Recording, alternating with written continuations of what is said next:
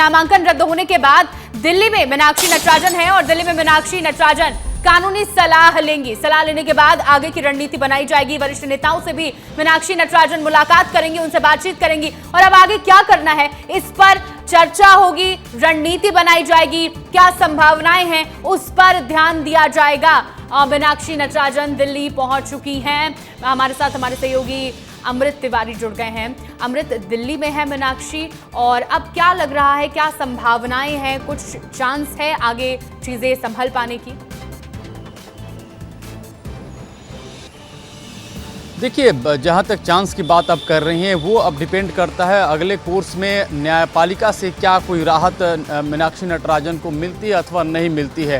क्योंकि मीनाक्षी नटराजन ने अब चूंकि कानूनी सलाह लेने की कोशिश की है और जो कानून के जानकारों की तरफ से जो कांग्रेस के समर्थक हैं उनका ये कहना है कि मीनाक्षी नटराजन को सिर्फ नोटिस इशू किया गया था, FIR दर्ज नहीं हुआ था इस मामले में। लेकिन भारतीय जनता पार्टी कह रही है कि FIR दर्ज की बात नहीं, नोटिस इशू हुआ था और मीनाक्षी नटराजन ने अपने अपराध के संबंध में अदालत को जवाब भी दाखिल किया था। तो ऐसे में उन्हें हलफनामे में इस बात का जिक्र करना बनता है। आपको बता दें कि अब इसको लेकर के मीनाक्षी नटराजन न सिर्फ कानूनी सलाहकारों से मिलने जा रहे हैं बल्कि उनकी मुलाकात जो सबसे अहम है वो कांग्रेस के हाईकमान के साथ है। और यहाँ पे मीनाक्षी नटराजन, जिसका जिक्र भारतीय जनता पार्टी के मध्य प्रदेश इकाई के नेता कर रहे हैं, मुख्यमंत्री मोहन यादव ने भी कहा है कि उन्हें जो है इस मामले में मीनाक्षी नटराजन कांग्रेस के भीतर घात किया गया है और उन्हें इस यहाँ पे हराने का कांग्रेस के लोगों ने ही किया है। दरअसल ये जानकारी आई कि तेलंगाना से जो सूत्र बता रहे हैं कि जानकारी सामने दी गई, भोपाल तक पहुंचाई गई कि कैसे कहां पे लूप होल्स है और मीनाक्षी नटराजन को कहां से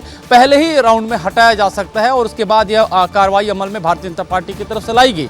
आपको बता दें कि आज जो है 12 बजे कांग्रेस का जो एक शिष्टमंडल जो है वो चुनाव आयोग जो है मुख्यालय जो है वहां पहुंचेगा और उनके साथ जो है मीटिंग करेगा और अपनी बात वहां पे रखेगा। कल रात में भी पहुंचे थे, उस दौरान जयराम रमेश थे, केसी वेणुगोपाल थे, सचिन पायलट थे, भूपेश बघेल थे। ये नेता यहाँ पहुंचे थे और आ करके यहाँ पर उन्होंने मांग की थी कि उनसे मुलाकात की जाए, लेकिन मुलाकात नहीं हुई। लेकिन उन्हें ज्ञापन सौंप करके वहां से चले गए और उन्हें आज जो है 12 बजे का समय दिया जाएगा। यानी कि मुख्य हलचलों में अगर देखा जाए दिल्ली में तो इस मामले को लेकर के मीनाक्षी नटराजन का हाईकमान से मुलाकात है, कानूनी सलाह है और मुख्य चुनाव आयुक्त के साथ बैठकों की बात कही जा रही है जिसमें कांग्रेस का शिष्टमंडल दल बैठेगा। कांग्रेस का यह आरोप लग रहा है कि हमारे साथ जो है एक तरह से लूट की गई, सीट लूटने का काम किया गया। लेकिन सवाल ये उठता है कि जब राज्यसभा का नामांकन हो रहा था तो क्या कोई छोटे स्तर का कोई नामांकन था, कोई स्कूली फॉर्म भरा जा रहा था? आपने बैकअप प्लान क्यों नहीं रखा? ये कांग्रेस के भीतर से सवाल उठ रहे हैं। आपने बैकअप प्लान क्यों नहीं रखा था? दूसरी बात, जो ऑडिट होती है, ऑडिट करने वाले लोग कहाँ थे? और सीधे सीधे सवाल उठाए जा रहे उमंग सिंघार पे, जो वहां पे मौजूद थे, इन सारी गतिविधियों में बराबर जो है शामिल थे। तो ऐसे में सवाल के घेरे में मध्य प्रदेश इकाई के कांग्रेस के कई सारे नेता हैं जिनको लेकर के जो है जवाब तलब किया जा सकता है। अब यह है कि इस मीटिंग के बाद जो हाईकमान से मिलेंगे मीनाक्षी नटराजन, उसके बाद क्या तफसील से बातचीत होती है और क्या डायरेक्शन हाईकमान देता है। क्योंकि एक बहुत बड़ी चूक हो चुकी है, कोई बैकअप प्लान नहीं था, दूसरे व्यक्ति का नामांकन के लिए कोई तैयारी नहीं की गई थी और उसमें जो है यहाँ से बात लीक होती है या फिर बीजेपी को ये जानकारी मिलती है और फिर मीनाक्षी नटराजन जो है चुनाव लड़ने से पहले ही, वोटिंग से पहले ही वो मैदान से बाहर हो जाती है। बीजेपी का तीसरा उम्मीदवार जो है घोषित रूप से विजयी हो जाता है। बिल्कुल अमृत, बहुत सारी चीजें हैं, बहुत सारे सवाल हैं। बैकअप का तो जो जिक्र आपने किया ये बिल्कुल सत्य है और अब इस पर हाईकमान से बात करके क्या कुछ निकलकर सामने आता है ये देखना होगा। इस बीच सचिन पायलट और भूपेश बघेल ने इस पूरे मामले पर क्या कहा है वो भी सुना देते हैं।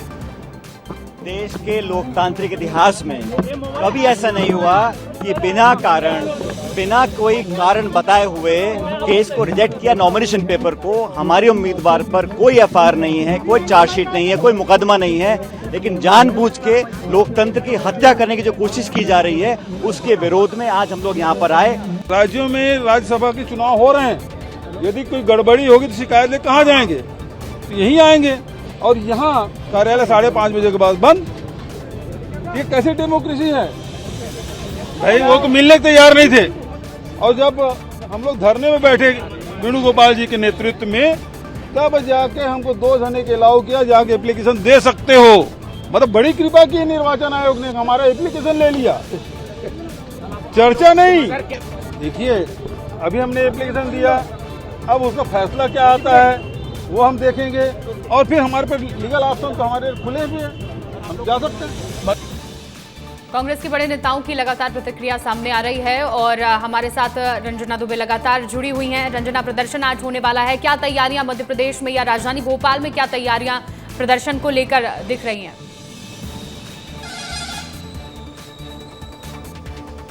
देखिए, प्रदर्शन की तैयारियां तो है, उपवास है और हालांकि प्रदेश कांग्रेस कार्यालय पर मैं हूं, लेकिन यहां प्रदर्शन नहीं किया जाएगा, उपवास नहीं किया जाएगा। एक अन्य जगह है जिसको चिन्हित किया गया है जहां पर उपवास किया जाएगा। लेकिन सबसे बड़ी बात यही है श्रेया, कि भले ही आज कांग्रेस पार्टी उपवास कर रही है, उपवास के माध्यम से विरोध जरूर दर्ज कराएगी, लेकिन सबसे बड़ी बात यह है कि कल सीएम ने भी जिस बात का जिक्र किया था कि कांग्रेस पार्टी को आत्मचिंतन करना चाहिए, तो यहाँ पर सबसे बड़ी बात यह है क्योंकि कल खुद कैबिनेट मंत्री कैलाश विजयवर्गीय ने भी इस बात का जिक्र किया था कि ये कागज हमें मिले कहां से, तेलंगाना से ये कागज हमारे पास आए कैसे। तो इसमें सबसे बड़ी बात यही है कि कांग्रेस पार्टी के नेताओं में एकजुटता क्यों नहीं है, गुटबाजी क्यों है। सबसे बड़ी बात यह है कि कोई डमी कैंडिडेट खड़ा क्यों नहीं किया गया था। क्या पार्टी के भीतर मीनाक्षी नटराजन के नाम की घोषणा के साथ ही इतनी ज्यादा नाराजगी हो गई थी कि अंदर ही अंदर उनको हराने की जो प्लानिंग है वो पूरी तरह से तैयार हो गई थी, और इसीलिए बहुत सारी चीजें ऐसी हैं जिनको जानबूझकर अनदेखा किया गया था ताकि ये सारी स्थितियां बन जाए, और ये दिखाने की कोशिश की गई थी कि सारे विधायक एकजुट है, कोई क्रॉस वोटिंग नहीं कर रहा है। लेकिन बीजेपी की सबसे बड़ी, कांग्रेस की सबसे बड़ी गलती और खामी यहाँ पर यही है श्रेया की जो प्लान बी है वो तैयार नहीं किया गया। कोई एक ऐसी ठोस रणनीति है तमाम वरिष्ठ नेताओं की तरफ से बैठ के जो नहीं तैयार की गई कि आखिर कहीं कोई अगर ऐसी घटना होती है तो उससे कैसे निपटा जाए। सिर्फ और सिर्फ अपने विधायकों को दूसरे स्टेट में शिफ्ट करने को लेकर ही बस पूरे जो वरिष्ठ नेता हैं, कांग्रेस के तमाम नेता हैं, उनका फोकस रहा, लेकिन जो कमियां थी या जिन पर उनको काम करना चाहिए था उस पर कहीं किसी भी कांग्रेसी बिल्कुल नेता की रंजना, नजर ये नहीं तो गई। बिल्कुल सही बात है कि कांग्रेस को काम करना चाहिए था, बैकअप तैयार करना चाहिए था, और अगर बैकअप होता तो शायद चीजें इतनी नहीं बिगड़ती। विवेक हमारे साथ जुड़े हुए हैं। विवेक, आप वहां पर मौजूद हैं, क्या कुछ हो रहा है अभी, और जिस तरीके से ये बैकअप ना प्लान करने का खामियाजा कांग्रेस को भुगतना पड़ रहा है, क्योंकि कांग्रेस के वो विधायक भी इस बात को मान रहे थे कि कहीं ना कहीं गलती तो हुई है, अगर बैकअप तैयार होता तो ये जो तस्वीरें सामने आई हैं ये नहीं हो पाता। बिल्कुल, पहले दिन की यदि बात करें, जब मीनाक्षी नटराजन का जब नाम फाइनल हुआ था, जब सूची जारी हुई थी, उसके बाद से ही कांग्रेस के अलग अलग खेमे में जो नाराजगी है वो धीरे धीरे दिखाई दे रही थी। क्योंकि मीनाक्षी नटराजन की बात करें तो राहुल गांधी की बड़ी खास मानी जाती है, जिसके चलते जो गुटबाजी है वो खुल के सामने नहीं आ पाई, जो नाराजगी है नेताओं की कांग्रेस के वो खुल के सामने नहीं आ पाई। मगर धीरे धीरे अंदर जो खिचड़ी है वो पकती हुई दिखाई दे रही थी। क्योंकि कल भी तस्वीर की बात करें तो कल भी तस्वीर देखने को मिली कि करीब 15 से 20 विधायक सबसे पहले जीतू पटवारी के पास जाते हैं, उनसे मुलाकात करते हैं। कुछ 15 विधायक जो हैं वो उमंग सिंगार के पास जाते हैं, कुछ बचे कुछ जो विधायक हैं वो अरुण यादव के पास जाते हैं, कुछ दिग्विजय सिंह के पास जाते हैं। यानी कह सकते हैं कि अलग अलग जो खेमे हैं वो कल भी दिखाई दिए थे।